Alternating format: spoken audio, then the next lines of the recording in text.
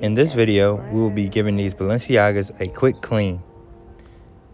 As you can see, they're a bit dirty on the uppers, and we would be using Rejuvenators cleaning products in order to get that dirt up off the shoes. We will first insert our shoe tree to give it support.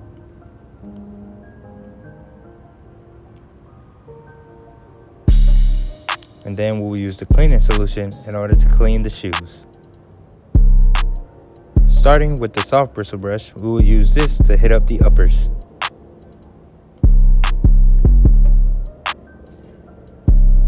And then we will use the medium in order to hit the midsoles as well as the sole. As you can see, most of that dirt is already off the shoe. And here are the results of the quick clean.